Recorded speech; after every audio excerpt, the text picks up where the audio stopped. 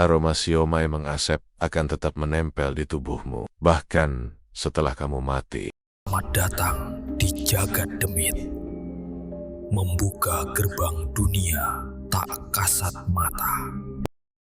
Pagi itu, langit Bandung terlihat mendung, namun suasana di jalanan padat seperti biasa. Udara terasa lembab, dengan embusan angin yang membawa aroma hujan yang sebentar lagi akan turun. Di antara riuh kendaraan dan langkah kaki orang-orang yang terburu-buru, sebuah gerobak siomay warna biru muda bergerak perlahan, didorong oleh seorang pria berusia sekitar 40-an. Dialah Mang Asep, penjual siomay yang belakangan namanya ramai dibicarakan warga sekitar. Ada yang memujinya karena siomaynya lezat dan porsinya banyak. Ada pula yang membicarakannya dengan nada berbisik, seolah ada sesuatu yang tak pantas diucapkan keras-keras. Yang jelas sejak setahun terakhir, siomay Mang Asep selalu laris. Tak peduli panas terik, hujan deras, atau bahkan saat malam tiba. Gerobaknya sederhana, hanya ada panci kukusan besar yang mengeluarkan uap harum, wadah bumbu kacang yang kental, dan beberapa toples berisi pelengkap seperti tahu kukus, kentang, kol, serta pare. Tapi yang paling memikat dari siomay Mang Asep adalah aroma kuah dan bumbu kacangnya. Baunya begitu tajam, tapi bukan seperti bau amis ikan atau sekadar gurih bumbu biasa. Ada sesuatu yang membuat orang ingin segera menghentikan langkah dan mencari sumbernya. Seolah aroma itu merayap di udara, masuk ke hidung, dan memanggil untuk mensis. Bahkan beberapa warga mengatakan aroma itu bisa menembus tembok rumah mereka. Pagi itu, Mang Asep mulai berjualan lebih awal. Jam menunjukkan pukul 7. Namun ia sudah mulai diserbu pembeli. Beberapa anak sekolah menghampiri. Meski biasanya jam segitu mereka belum sempat sarapan. "Mang, seporsi, bumbu banyak ya," pinta seorang anak lelaki. Wajahnya berbinar-binar. Mang Asep hanya tersenyum tipis. Tangannya cekatan mengambil siomay dari panci kukusan. Gerakannya cepat, presisi, dan anehnya tidak ada uap panas yang membuatnya mengedip atau mengelap keringat seperti penjual pada umumnya.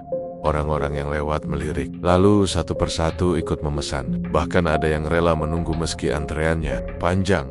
"Heran ya, siomay Mang Asep ini nggak pernah sisa," celetuk seorang ibu yang berdiri di belakang antrean. "Ya, padahal penjual lain di ujung jalan itu sering sisa banyak," sahut ibu lain sambil melirik ke arah jalan. Tempat gerobak siomay lain berdiri sendirian tanpa pembeli.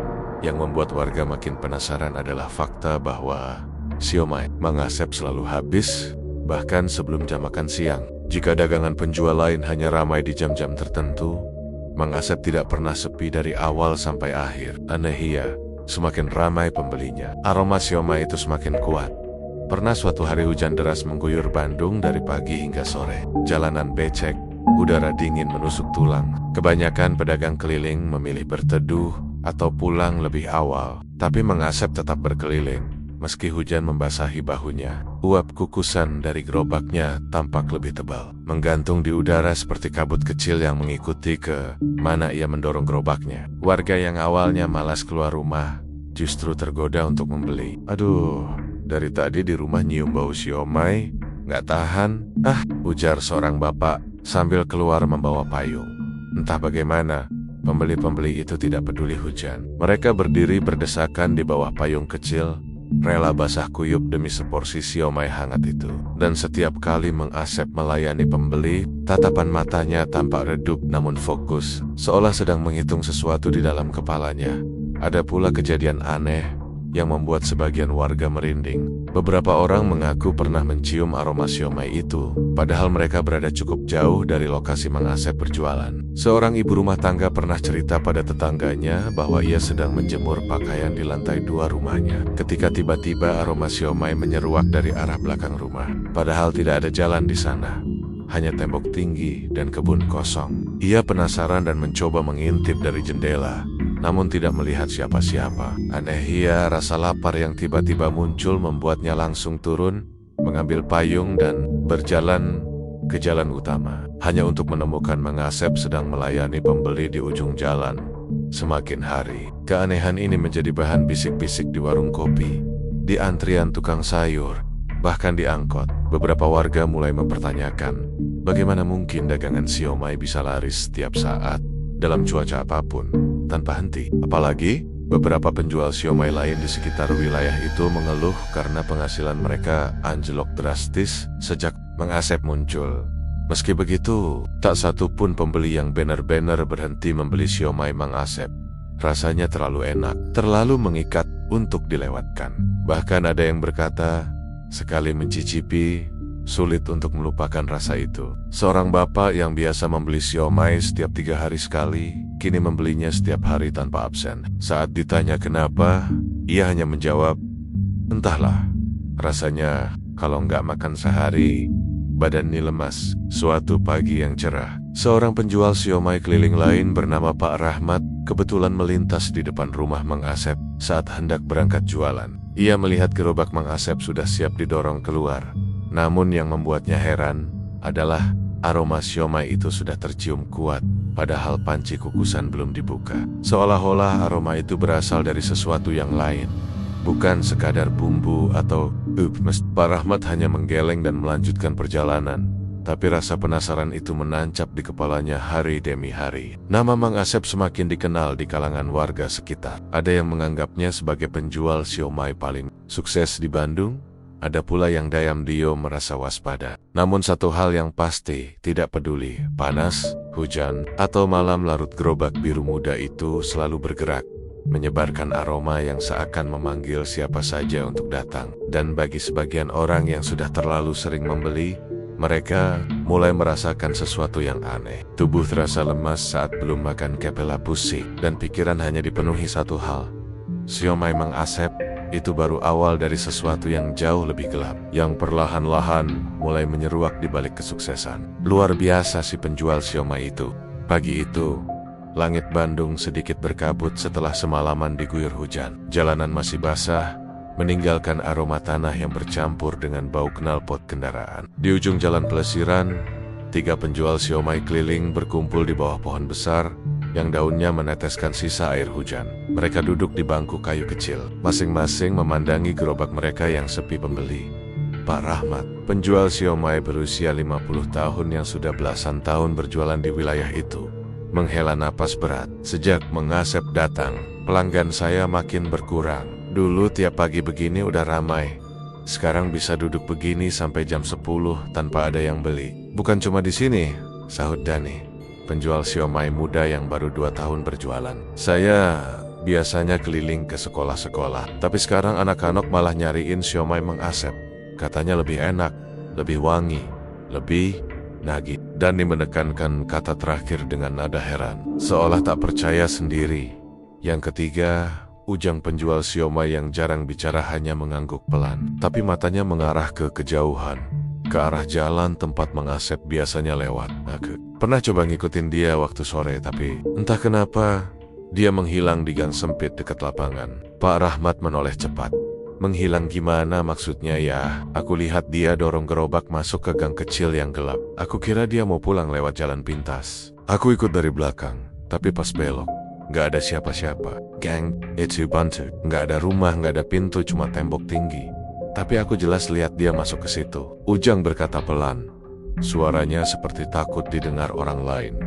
Cerita itu membuat 2 rekannya saling pandang. Mereka tahu gang yang dimaksud gang itu memang sempit dan jarang dilewati orang. Tidak ada penerangan, bahkan di siang bolong pun terasa dingin. Di ujungnya memang buntu, tapi banyak anak kecil yang bilang pernah mendengar suara aneh dari dalam gang itu saat malam hari.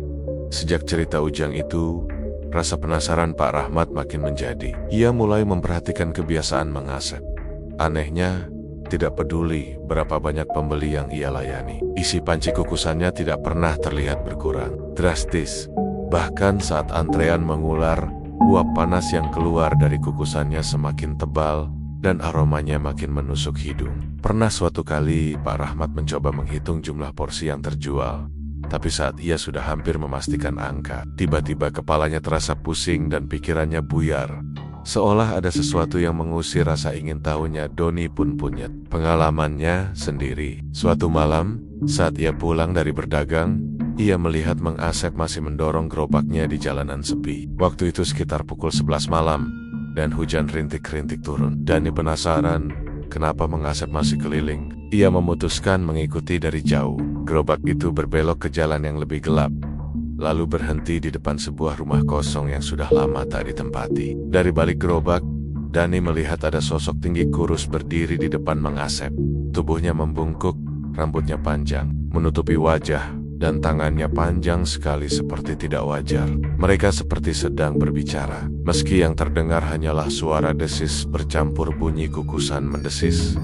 Dani ketakutan dan berlari pulang. Tapi sejak malam itu, ia sering terbangun tengah malam dengan hidung mencium bau siomay yang sama persis dengan milik Mang Asep.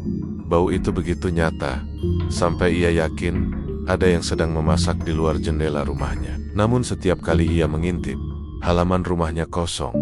Kabar-kabar aneh ini menyebar di kalangan penjual siomay lain. Beberapa mulai percaya bahwa Mang Asep memakai semacam cara untuk melariskan dagangannya. Tapi tak ada yang berani bicara terang-terangan. Mereka khawatir jika menuduh tanpa bukti, malah akan berbalik celaka. Suatu siang, Pak Rahmat mencoba berjualan lebih dekat dengan lokasi Mang Asep. Ia ingin membuktikan bahwa rasa siomaynya tidak kalah enak. Namun, hasilnya mengecewakan. Meski ia memanggil-manggil orang yang lewat, semua malah bergegas menuju gerobak Mang Asep yang berada sekitar 20 meter di depannya. Lebih parah lagi, Pak Rahmat menyadari bahwa saat ia mulai memanggang tahu gorengnya, aroma bumbu dari gerobak Mang Asep tiba-tiba menguar lebih kencang, menenggelamkan aroma masakannya sendiri. Beberapa pembeli yang tadinya hampir membeli di tempatnya langsung berbalik arah begitu mencium bau itu. Rasa frustrasi bercampur, takut mulai menghantui para penjual siomay lain. Mereka sepakat untuk mengamati Mang Asep bersama-sama, mencari tahu kemana ia pergi setelah dagangannya habis. Mereka memilih sore hari, karena biasanya menjelang maghrib, Mang Asep menghilang dari jalur biasa. Hari yang ditunggu pun tiba. 3. Penjual siomay itu menunggu di persimpangan yang mereka yakini sebagai jalur Mang Asep pulang. Saat ia lewat, mereka diam-diam mengikuti dari jarak yang aman. Benar saja, Mang Asep mendorong gerobaknya ke arah gang kecil yang diceritakan Ujang. Langkahnya pelan, namun pasti. Saat ia memasuki mulut gang, uap dari kukusannya semakin tebal hingga menutupi sebagian tubuhnya. Mereka bertiga menahan napas dan ikut masuk. Namun begitu melewati 2 tikungan sempit, pandangan mereka tiba-tiba terhalang kabut putih pekat yang entah dari mana muncul. Kabut itu panas, mengandung aroma siomay yang begitu kuat sampai membuat perut mereka lapar seketika. Dalam jarak beberapa meter, siluet Mang Asep terlihat semakin kabur, lalu hilang begitu saja. Yang lebih mengejutkan, saat kabut itu mulai memudar, mereka tidak lagi berada di gang buntu yang mereka kenal. Di depan mereka hanya ada tembok tinggi berlumut, tanpa pintu atau celah. Gerobak Mang Asep tak terlihat. Kukes pun hilang begitu saja, menyisakan keheningan yang membuat bulu kuduk meremang.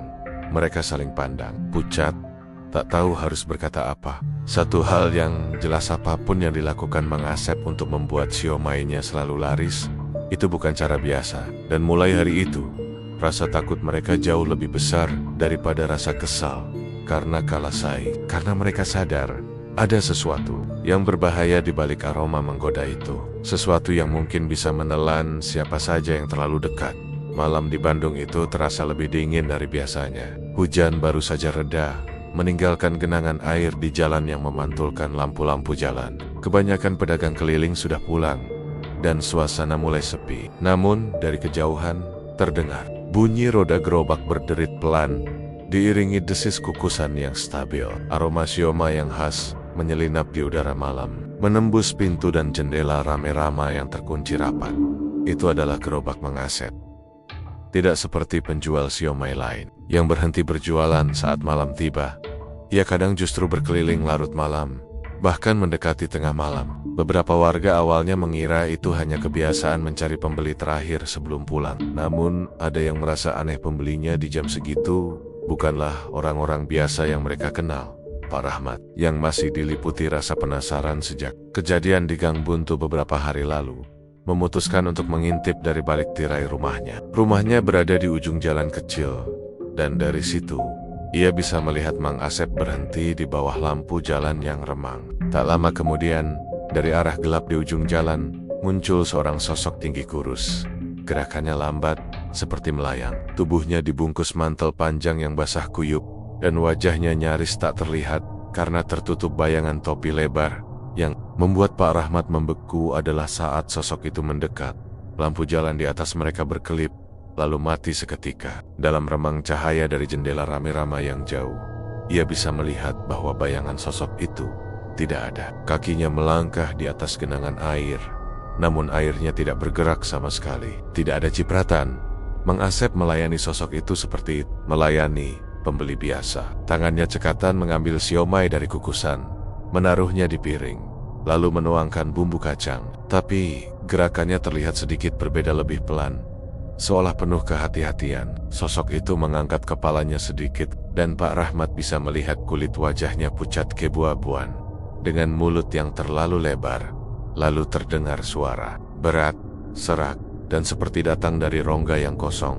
Bumbunya yang lebih pedas dan lebih segar. Suara itu membuat bulu kuduk Pak Rahmat berdiri. Kata segar itu diucapkan dengan cara yang aneh, menekankan setiap huruf, seperti sedang merasakan sesuatu hanya dengan menyebutkannya. Mang Asep mengangguk pelan, lalu mengambil sesuatu dari bawah gerobak, sebuah toples kecil dengan tutup besi berkarat. Ia membuka tutupnya, dan aroma tajam bercampur anyir langsung menguar. Entah kenapa, meski jaraknya cukup jauh, Pak Rahmat merasa ingin muntah saat mencium bau itu. Sosok itu menerima piring siomaynya, lalu berdiri diam beberapa detik sebelum mulai makan. Tidak ada suara kunyahan, hanya suara pelan seperti sesuatu sedang disedot. Dalam waktu singkat, piring itu kosong, dan sosok itu meletakkannya kembali di gerobak. Tanpa berkata apa-apa lagi, ia berbalik dan berjalan ke arah gelap. Anehnya, dalam beberapa langkah saja, tubuhnya sudah hilang, seolah ditelan malam. Mang Asep menutup toples kecil itu rapat-rapat, lalu mengelap piringnya dengan kain yang tampak basah. Ia menatap ke kiri dan ke kanan, memastikan tidak ada yang malah. Pak Rahmat cepat-cepat menjauh dari jendela, menahan napas. Jantungnya berdetak kencang. Keesokan harinya, kabar aneh beredar di antara warga. Ada seorang tukang ojek malam yang mengaku melihat Mang Asep berbincang dengan orang yang tingginya hampir 2 meter di depan. Rumah kosong di jalan buntu. Tapi yang membuatnya lebih takut adalah ketika ia mencoba mendekat untuk menanyakan arah, sosok itu menoleh, dan matanya bukan seperti mata manusia lebih, mirip lubang gelap yang terus mengeluarkan uap tipis. Beberapa orang juga mulai bercerita bahwa mereka pernah mendengar bunyi gerobak lewat tengah malam. Namun, saat mereka keluar untuk membeli, jalanan kosong, hanya aroma siomay yang tertinggal mengambang di udara, perlahan memudar. Suatu malam, Denny, penjual siomay muda yang pernah melihat pertemuan aneh Mang Asep, sebelumnya memberanikan diri mengikuti dari jauh. Ia melihat Mang Asep berhenti di persimpangan kecil. Kali ini pembelinya bukan satu, melainkan 3 sosok. Salah satunya tinggi kurus seperti yang diceritakan Pak Rahmat, satu lagi berbadan gemuk dengan kepala tertunduk terus, dan yang terakhir tampak seperti anak kecil, namun gerakannya kaku, seperti boneka. Ketiganya memesan siomay dengan suara yang nyaris tak terdengar, hanya desisan dan geraman. Mang Asep melayani mereka tanpa terlihat takut. Dani berusaha mendekat, namun tiba-tiba lampu jalan di sekitarnya padam bersamaan. Dalam kegelapan, ia hanya bisa melihat uap kukusan yang semakin tebal, lalu merasakan sesuatu yang dingin menyentuh bahunya. Dani menoleh cepat, tapi tidak ada siapa-siapa di belakangnya. Ketika ia kembali memandang ke arah gerobak, Mang Asep dan ketiga sosok itu sudah hilang.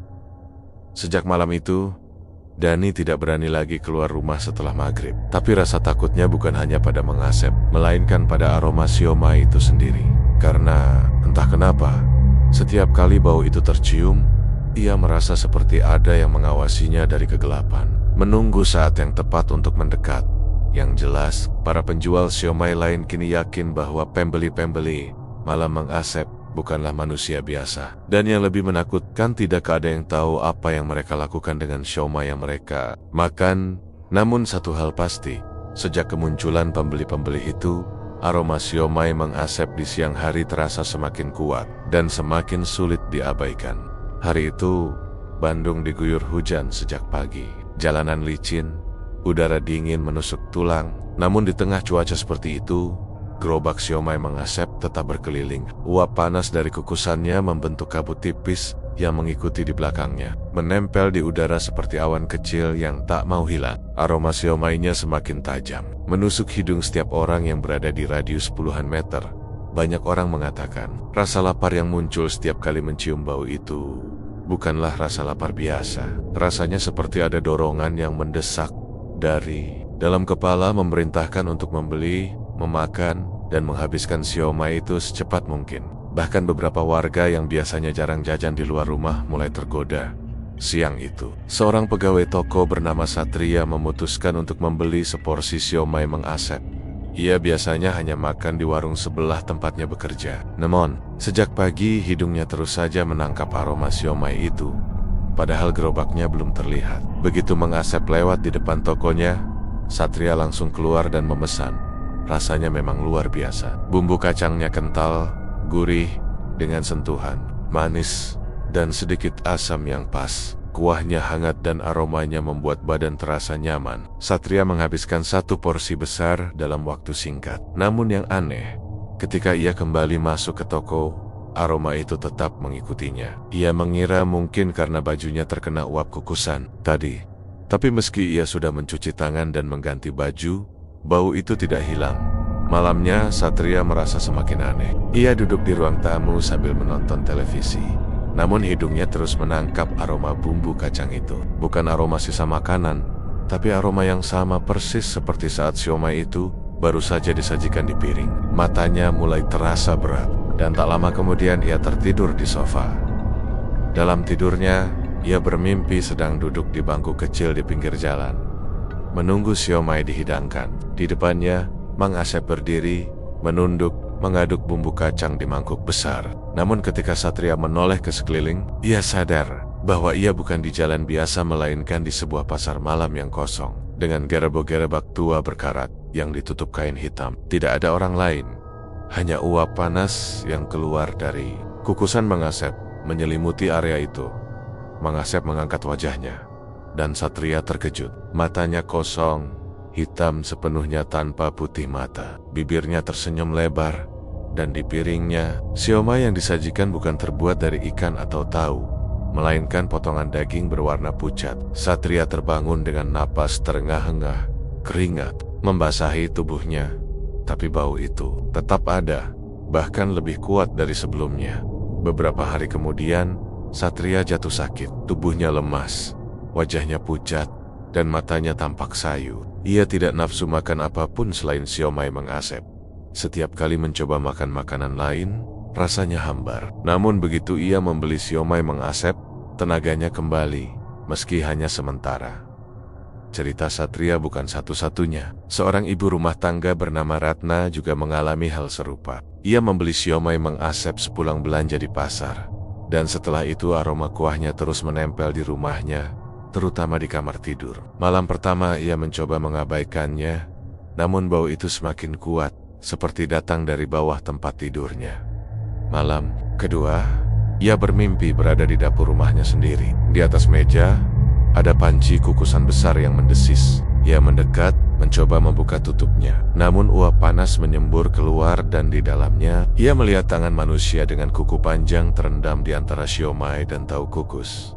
Tangan itu bergerak pelan, seperti mencoba meraih dirinya. Ratna terbangun sambil berteriak, tapi bau kuah siomay itu tetap menggantung di udara.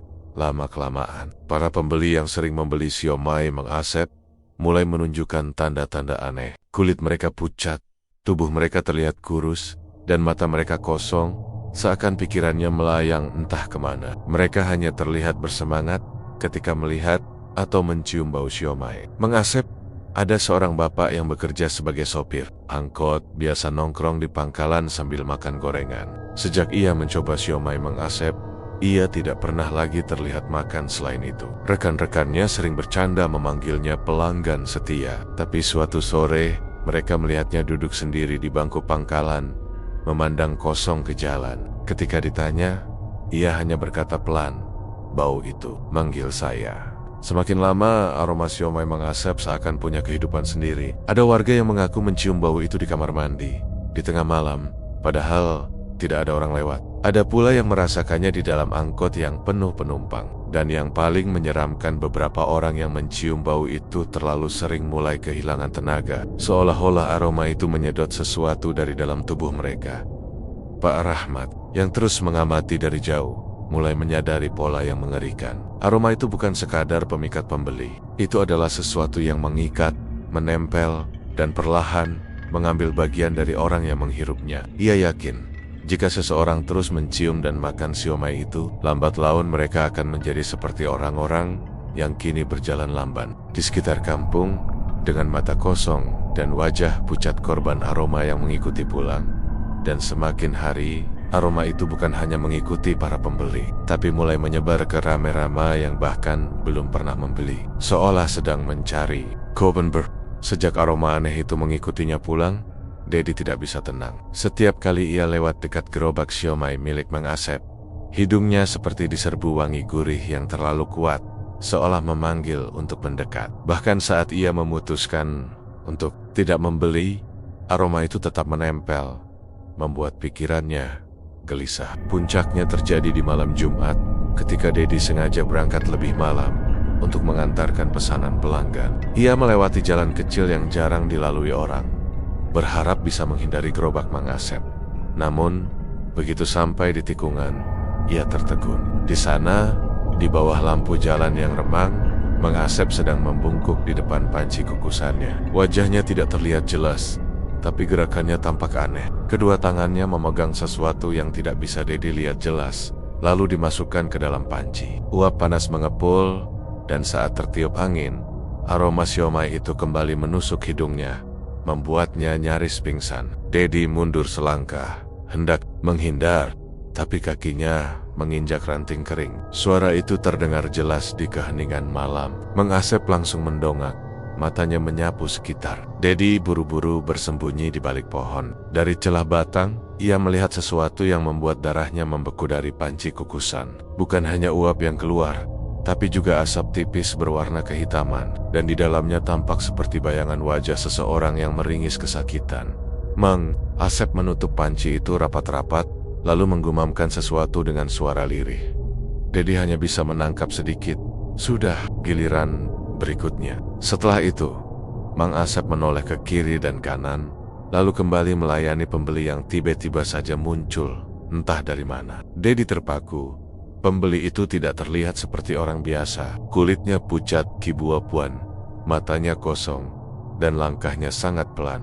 Dedi ingin segera pergi, tapi rasa penasaran mengalahkan rasa takut. Ia menunggu sampai pembeli itu selesai, lalu diam-diam mendekati gerobak Mang Asep setelah area sepi. Mang Asep sudah menghilang entah kemana, hanya meninggalkan gerobak terkunci. Tapi panci kukusan itu masih ada di atas kompor arangnya, dan uapnya masih mengepul. Dedi mendekot, mencoba membuka tutupnya, tapi begitu jarinya menyentuh pegangan panci, kulitnya terasa panas menyengat, jauh lebih panas dari seharusnya. Ia menahan rasa sakit, lalu berhasil membuka sedikit celah tutup panci. Saat itu juga, uap panas menyembur keluar, dan dalam sekejap, Dedi seperti terseret ke dalam kilasan penglihatan. Ia melihat sosok Mang Asep di sebuah ruangan gelap, duduk di depan meja kayu, dengan seekor makhluk hitam besar bertanduk di depannya. Di meja itu, ada piring berisi potongan daging mentah, dan di sebelahnya terdapat foto-foto orang. Makhluk itu menunjuk salah satu foto, lalu mendesah panjang. Mang Asep mengangguk, mengambil foto itu, dan mulai memotong daging. Dedi merasa mual, tapi sebelum ia bisa memahami apa yang terjadi, uap dari panci kukusan itu semakin tebal, menelan seluruh handuk. Ia merasakan suara-suara aneh, seperti jeritan tertahan, dan aroma siomay yang dulu membuatnya lapar kini berubah menjadi bau anyir bercampur amis darah. Kilasan itu terhenti ketika tutup panci terjatuh, membentur gerobak. Dedi tersentak, tersadar, dan melihat ke sekeliling. Jalanan masih sepi, tapi udara di sekitarnya terasa berat, seperti ada yang mengawasi. Ia buru-buru menutup panci itu kembali, lalu lari sejauh mungkin dari tempat itu. Malam itu, Dedi tidak bisa tidur. Setiap kali memejamkan mata, ia melihat wajah-wajah asing muncul di balik uap panci kukusan. Mang Asep, beberapa wajah tampak ia kenal para penjual siomay lain yang belakangan jarang terlihat di sekitar Bandung. Bahkan salah satu wajah itu adalah Pak Darto, penjual siomay keliling yang hilang 2 minggu lalu. Hatinya berdegup kencang. Rasa takut bercampur kemarahan membuatnya ingin membongkar semuanya. Tapi ia tahu, berhadapan langsung dengan Mang Asep bukanlah hal yang aman. Namun, ada satu hal yang jelas, rahasia yang tersimpan di dalam panci kukusan itu bukan sekadar resep rahasia. Ada sesuatu yang jauh lebih mengerikan, sesuatu yang mengikat Mang Asep pada kekuatan kelam. Dan entah kenapa, Dedi merasa bahwa setelah ia mengintip ke dalam panci itu, gilirannya mungkin sudah ditentukan. Malam setelah Dedi mengintip panci kukusan Mang Asep, tubuhnya terasa seperti kehabisan tenaga. Ia mencoba meminum air hangat, menutup jendela, dan menyalakan televisi untuk mengusir sunyi. Tapi sensasi kosong itu tetap tinggal. Seperti ada sesuatu yang dayam-dayam terambil dari dalam dirinya. Dari luar, gerimis menipis menjadi kabut, dan di balik kabut itu, samar-samar ia mencium wangi bumbu kacang yang mengisi paru-paru lalu menolak pergi. Dedi tertidur di kursi, dan dalam tidur itu, ia melihat dirinya duduk bersama orang-orang yang pernah membeli siomay Mang Asep Satria, si pegawai toko, Ratna ibu rumah tangga, dan sopir angkot yang matanya mulai kosong. Mereka semua makan tanpa suara.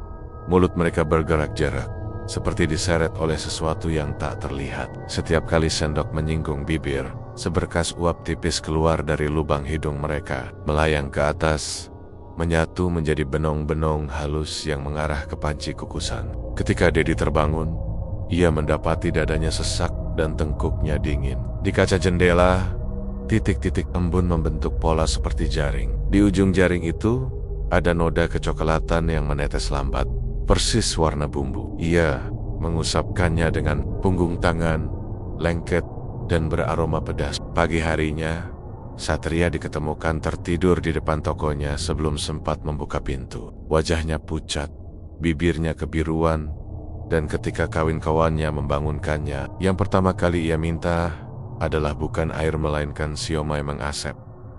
Saat ia mendapatkan seporsi, tubuhnya segera berhenti gemetar. Pipinya kembali memiliki sedikit warna. Begitu piringnya habis, ia tersenyum lemah dan berkata, "Sekarang mendingan," lalu tertidur lagi di kursi plastik. Ratna pun demikian. Ia mengaku sudah 2 malam bermimpi didudukan di meja dapurnya sendiri, di depan panci kukusan yang tak pernah ia beli. Dan di mimpinya itu ia dipaksa meniup uapnya. Tiap kali ia meniup, sesuatu dari dadanya ikut bergeser, seolah sebagian hangat tubuhnya ditarik keluar. Siang hari, Ratna tetap hidup, berjalan, memasak, menyapu. Tapi gerakannya lambat, matanya kosong, dan ia hanya cerah ketika mendengar bunyi roda gerobak dan desis kukusan. "Aku capek kalau nggak beli siomaynya," katanya pelan pada tetangga. "Kayak ada yang hilang." Pak Rahmat, yang merasa bersalah karena tak mencegah semuanya lebih awal, mengajak Dani dan Ujang mengamati orang-orang yang sering membeli siomay Mang Asep. Mereka mulai mencatat Satria, Ratna, sopir angkot itu, seorang satpam minimarket, 2 siswi SMA yang tampak lesu, dan seorang bapak pensiunan yang tiap sore duduk di teras menatap jalan.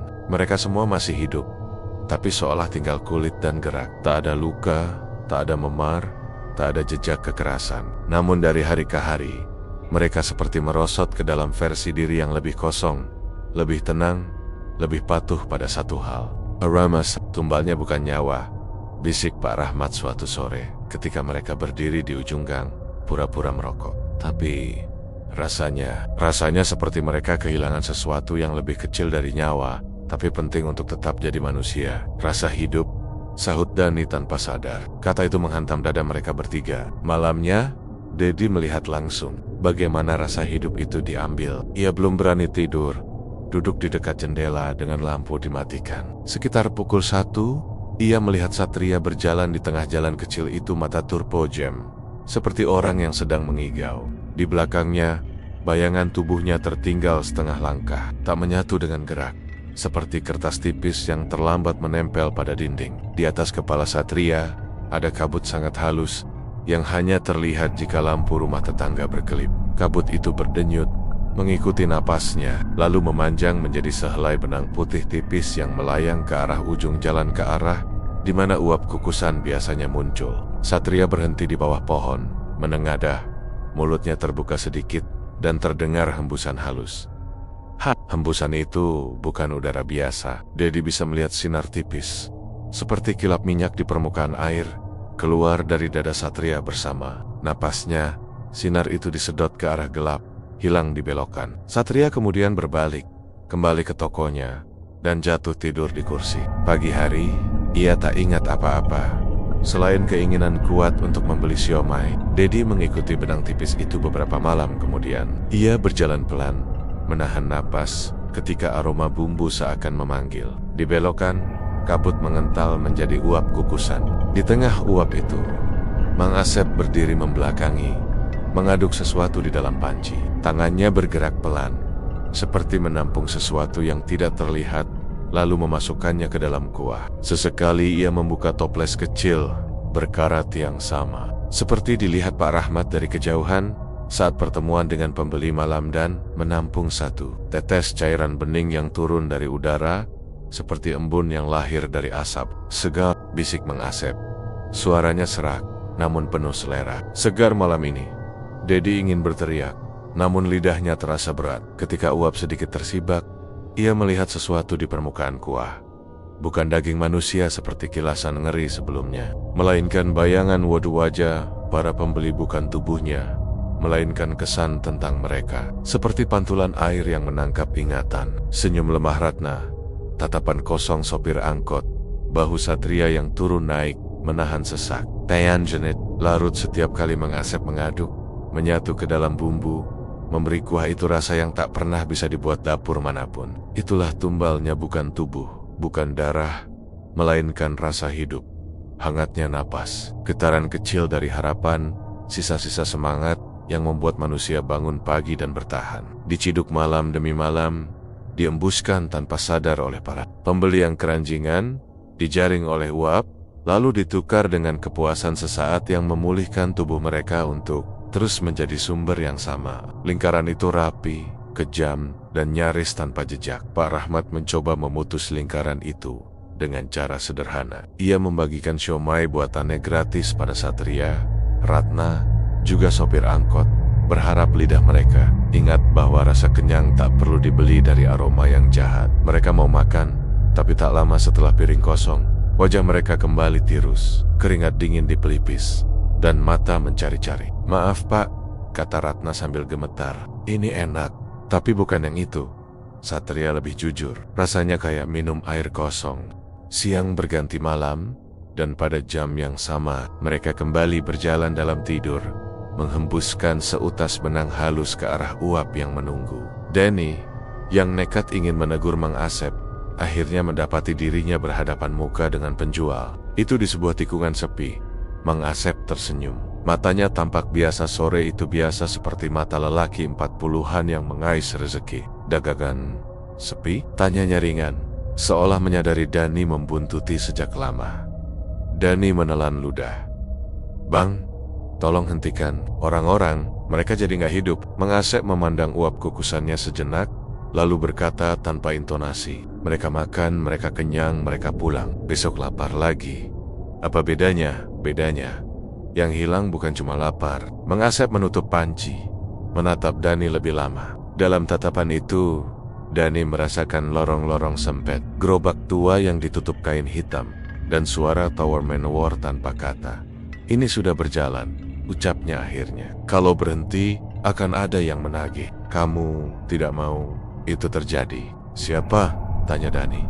Mang Asep tidak menjawab. Ia hanya mengetuk bibir toples berkarat dengan sendok. Dari dalam toples, terdengar pantulan bunyi seperti sumur yang dalam. Dani mundur selangkah. Malam itu juga, Dani mulai betuk-betuk tanpa sebab.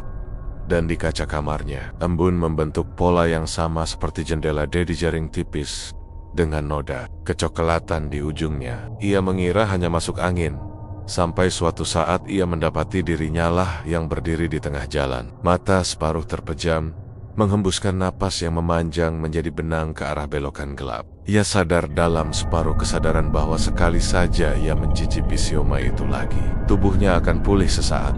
Namun malamnya ia akan kembali berdiri di jalan seperti itu, memberi rasa yang dulu miliknya sendiri. Tumbal itu bergerak diam-diam dan disiplin. Tidak ada darah di lantai, tidak ada teriakan minta tolong, hanya langkah-langkah kecil orang yang masih hidup, mata yang perlahan memudar, dan kehidupan yang terkikis seperti cat di pagar yang dijilat hujan malam demi malam. Kadang, di subuh-subuh berkabut, Dedi melihat seorang anak kecil berdiri di teras sambil memeluk perut, menatap ke ujung jalan seolah ada yang memanggil. Ibunya menariknya masuk, tapi sorenya, ketika gerobak lewat dengan bunyi bel kecil yang riang, anak itu tak berkedip. Dedi dan Pak Rahmat tahu, jika mereka tak melakukan apa-apa, rasa hidup itu akan semakin banyak dipanen. Dan ketika stoknya melimpah, pasti akan ada penukaran yang lebih besar. Karena setiap perjanjian selalu punya skala, dan pesugihan tak pernah kenyang. Satu-satunya petunjuk yang mereka punya adalah gang kecil tempat uap selalu menunggu. Gang yang kemarin buntu, esok memanjang, lusa kembali buntu. Disitulah benong-benong, napas menghilang. Disitulah panci menampung hal yang tak kasat mata. Memutuskan untuk menandai malam tertentu, malam ketika kabut paling tebal dan bau. Bumbu paling kuat untuk mencoba menghentikan arus benang itu. Tapi bahkan sebelum rencana dirumuskan, tanda-tanda lain sudah muncul. Suara ketukan di pintu rumah. Para pembeli setia tepat sebelum dini hari, 3 kali pelan-pelan, lalu desis seperti kukusan yang dibuka sedikit. Ketika pintu dibuka, tidak ada siapa-siapa, hanya wangi bumbu yang tumpah dari ambang. Setelah itu, penghuni rumah selalu tidur lebih dalam dari biasanya, dan esoknya mereka lebih pucat lagi. Tumbal yang tak terlihat semakin rapi bekerja. Hidup dalam kebiasaan, seporsi siang yang memulihkan, hembusan malam yang membayar. Di antara keduanya, kota seperti menahan napas.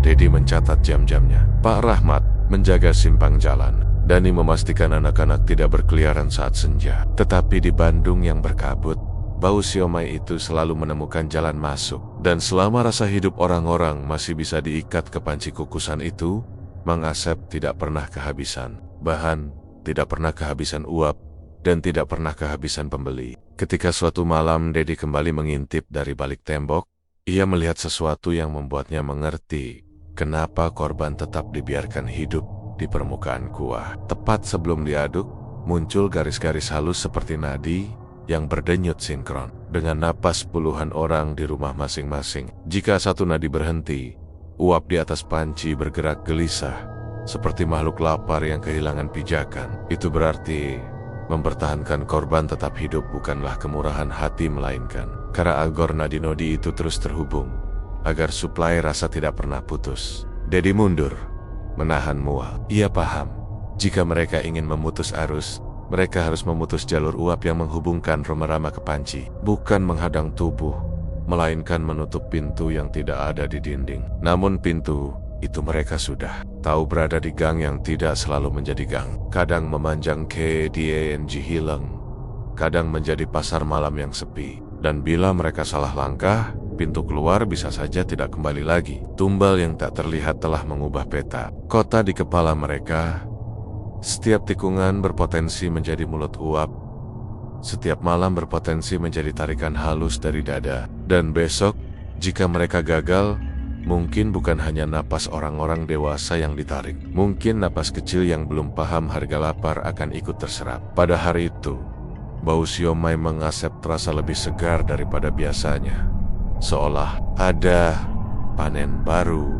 Kota menahan napas lebih lama, dan di kejauhan, bunyi roda gerobak terdengar seperti gigi jam yang mengunci nasib. Satu klik demi satu klik. Malam itu, Bandung diguyur gerimis tipis. Lampu jalan berpendar redup kekuningan, memantul di aspal basah. Mang Asep, penjual siomay keliling yang gerobaknya selalu ramai pembeli di siang hari, memutuskan untuk pulang lewat jalur yang jarang ia lewati. Jalannya lebih sunyi, melewati sebuah gang kecil di belakang deretan ruko tua. Gang itu sempit, hanya cukup satu motor lewat, dengan dinding bata merah yang catnya terkelupas. Jalur ini ia ketahui dari seorang pembeli misterius yang pernah berbisik lirih, kalau mau cepat, lewat gang belakang. Malam-malam di situ lebih aman. Nada ucapannya membuat Mang Asep ragu. Tapi entah mengapa malam itu ia mengikuti saran tersebut. Di malut gang, ada lampu neon dari warung kecil yang berkelip-kelip seperti kehabisan daya. Begitu Mang Asep mendorong gerobaknya masuk, udara langsung berubah dingin menusuk. Aneh, aroma siomay yang biasanya hanya tercium di dekat kukusan, kini memenuhi gang. Padahal kukusannya sudah kosong sejak ia tutup lapak tadi. Mang Asep melangkah. Perlahan, sepi, pintu-pintu rumah di kiri kanan tertutup rapat. Tidak ada suara TV, tidak ada percakapan, bahkan hembusan angin pun lenyap. Yang terdengar hanya gemerisik roda gerobak dan langkah kakinya sendiri. Bergema aneh seperti memantul di dinding sempit. Setengah jalan, ia mulai merasa ada yang tak beres. Saat ia menoleh ke belakang, mulut gang yang tadi ia masuki sudah tak. Yang ada hanyalah lorong panjang yang terus memanjang, sama persis di kedua sisi, tanpa ujung. Degup jantungnya mulai tak terkendali. Ia menelan ludah, tapi tenggorokannya kering. Dari kayahan, samar-samar, terdengar suara kukusan mendesis, ses, persis seperti uap panas dari panci siomay. Tapi itu mustahil. Kukusannya sudah dingin. Bersamaan dengan itu, aroma siomay yang gurih bercampur bau anyir menyengat semakin pekat, menusuk hidung hingga membuatnya mual.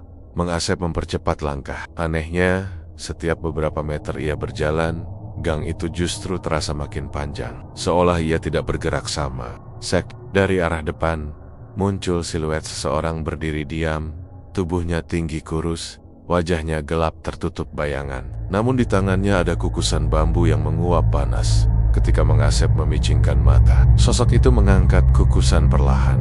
Uap panas keluar, membentuk bayang-gen, wajah manusia yang seperti sedang menatapnya dari dalam. Saat ia hendak berbalik, lorong di belakangnya sudah berubah menjadi tembok bata yang menutup rapat. Ia terjebak, dan sosok itu mulai melangkah mendekat. Hujan deras mengguyur Bandung malam itu, membuat jalanan licin dan berkilau di bawah lampu jalan. Mang Asep hampir menutup gerobaknya ketika seorang anak kecil muncul di ujung jalan. Usianya mungkin 7 atau 8 tahun, tubuhnya kurus, bajunya lusuh dan kebasahan. Anak itu berdiri diam di bawah gerimis, matanya menatap tajam ke arah Mang Asep tanpa berkedip. "Masih ada siomay, Mang?" Suaranya pelan tapi jelas, seperti tidak terpengaruh suara hujan.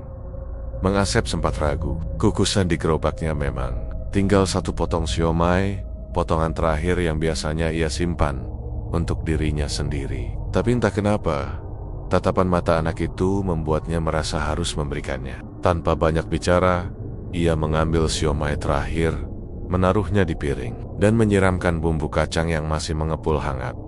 Anak itu duduk di bangku kecil di dekat gerobak. Tangannya gemetar saat memegang garpu, tapi gerakannya saat menyuapkan siomay ke mulut begitu lambat, seolah setiap detik harus dinikmati. Mang Asep memperhatikan dengan seksama. Anak itu tidak mengunyah, hanya memasukkan potongan siomay ke mulut, menutup bibir, lalu menatap lurus ke arahnya. Tiba-tiba, suara dentingan logam terdengar dari dalam kukusan yang kosong. Mang Asep spontan menoleh, tapi kukusan itu hanya dipenuhi uap tipis dan bau amis yang menusuk hidung. Saat ia kembali memandang anak itu, bangku yang tadi terisi kini kosong. Siomay di piring pun sudah tak ada, dan hanya tersisa bumbu kacang yang mengalir perlahan ke lantai. Hujan masih turun deras, tapi kini udara terasa lebih dingin, menusuk sampai ke tulang. Mang Asep melihat ke bawah meja, ke bawah bangku, ke segala arah. Anak itu lenyap tanpa suara. Namun yang membuatnya hampir menjatuhkan gerobak adalah kenyataan bahwa di lantai, tepat di tempat anak itu duduk, ada jejak kaki kecil yang basah mengarah ke dalam gerobak siomaynya. Sejak kejadian anak kecil misterius itu, Mang Asep tidak bisa tidur nyenyak. Setiap malam, ia terbangun karena mendengar suara kukusan berdesis di dapurnya, padahal kompor sudah dimatikan. Bau amis yang menusuk semakin sering tercium, bahkan saat ia berada jauh dari gerobak. Malam itu, hujan turun lagi, dan seperti biasa Mang Asep mendorong gerobaknya pulang lewat gang sempit. Namun di tengah jalan, ia merasa langkahnya berat, seperti roda gerobak tersangkut sesuatu. Saat ia melihat ke bawah, darah menetes pelan dari bawah kukusan, bercampur dengan air hujan. Jantungnya berdegup kencang. Ia membuka tutup kukusan dengan tangan gemetar. Uap panas langsung menyembur, menampar wajahnya. Di dalamnya bukan siomay yang ia lihat, tapi potongan tangan kecil yang masih basah. Kukunya kotor dan kulitnya pucat. Mang Asep langsung mundur. Sambil terhuyung, matanya tak lepas dari kukusan itu. Tiba-tiba, suara itu terdengar lagi. Suara yang sama seperti malam ketika ia pertama kali membuat perjanjian pesugihan. Tumbal harus ada setiap bulan. Jangan sampai terlambat. Mang Asep teringat, bulan ini memang ia belum menyerahkan bagian untuk sang penunggu. Anak Castle. Misterius itu mungkin bukan pembeli biasa, melainkan penagih. Lampu di gang padam seketika. Hanya kilat yang sesekali menyinari, memperlihatkan bayangan tubuh kecil berdiri di ujung gang, menatapnya. Setiap kali kilat menyambar, jarak anak itu semakin dekat. Tapi kaki dan tangannya kini berlumuran darah. Mang Asep ingin lari, tapi tubuhnya terkunci. Anak itu kini berdiri tepat di depannya, tersenyum lebar, memperlihatkan jiji-jiji yang hitam. Dari malutnya, potongan siomay terakhir tadi terlihat masih utuh, tapi kini bercampur darah segar. Sekarang giliran Mang Asep, bisik anak itu. Dalam sekejap, gelap menelan seluruh gang. Hujan berhenti, dan ketika fajar datang, gerobak siomay Mang Asep ditemukan terbalik di pinggir jalan. Kukusannya kosong, dan Mang Asep menghilang tanpa jejak. Hanya bau bumbu kacang yang begitu menyengat mengikuti angin pagi.